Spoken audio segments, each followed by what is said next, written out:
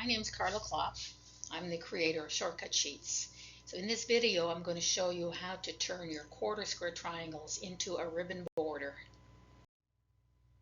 You're going to make both left and right units, so you notice that one of them is a mirror version of the other one. The background fabric is one of the small triangles. The ribbon is a medium and a dark. The dark fabric is the other small triangle. The border corners are half square triangles. The opposite corners are the same. You'll need an odd number of units on all sides. So decide what size of unit you need for your ribbon border. Then divide your quilt center by that number. If the result is an odd number, you're good to go. If not, then adjust your inner border until the measurement divided by the unit size is an odd number. In the example above, the units are 2 inches. The size is 26.5 for seam allowance by 18.5. This means there are 13 units across the top and bottom and 9 units going down each side. A little overview on making the quarter square triangles the shortcut sheet way. You're going to make a sheet using the fabrics for the background and the darker of your ribbon fabrics. For every row that you cut, you're going to get 11 units.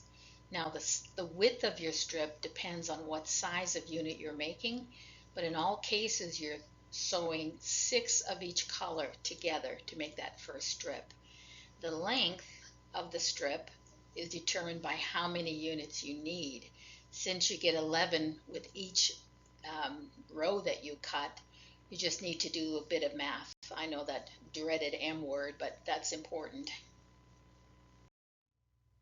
You're going to sew your rows between your large triangle fabric strips, and you flip around every second row, two fabric rows, so that you get both your left and right units out of the same sheet. When you sew them together, make sure you align them vertically as well. So do not sew strip sets, just let your sheet grow by adding a 2-color strip and a single fabric strip, and then press, then sew the next one on. This way you can see clearly how they line up. You're going to turn your sheet on an angle and then position your ruler so that you're catching the corners of the diagonals of the squares. If you look at the graphic, you'll see that it goes through a beige, then some of the light blue, and then through the dark one as well. Catch those corners and don't measure, even though they will be the correct size. It's more important to position your ruler and cut, catching those corners 100%. Then the final step is to take those rows and cut them into your final units just by positioning a square up ruler, which is handy, or a straight edge where you can see the triangle tips that you need to line up so that you can cut them. And then organize your units into 2 piles, your lefts and your rights, to get ready to make your ribbon border. Here's some pictures from a recent project. When you press your seams open and you slice and dice your sheet, you're going to get these little tag ends of the seam allowance from the adjacent unit. So make sure you remove them before you sew those units together.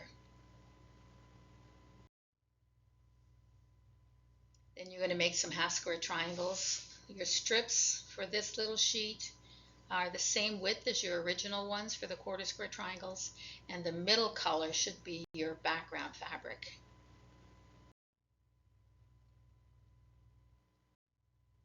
Now you're going to position your ruler with the 45-degree angle on one of your seams to make your first cut. Then cut rows. The height of the row is the size of your unit, your QST unit. They'll be the same. Then you cut those rows into final units by just positioning your ruler from one point down to the point below. You will have 2 of each. So let's start building the border. We're doing the top first, so the background fabric is facing down. Take one pile of units for the top and bottom. Your other pile of units is for your left and right. So take your next unit. The background is up, down, up, down.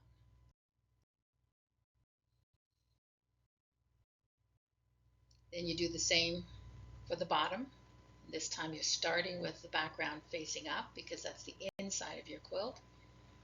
Again, it's an odd number of units. Now let's build the side. This time you're facing in, so to the right with your background fabric. Outside, inside, outside, inside, outside. Repeat for the other side, but this time you're starting facing in on the left. Add your half square triangles to match the color where the corner is. There's your ribbon. When you put it around your center, you're going to have your background fabrics matching, and then add a background fabric around the outside to emphasize the border. So that's it. If you have any questions, go to kitsbycarla.com. You'll see my phone number and email address right on the home page. So please feel free to reach out and have fun trying this.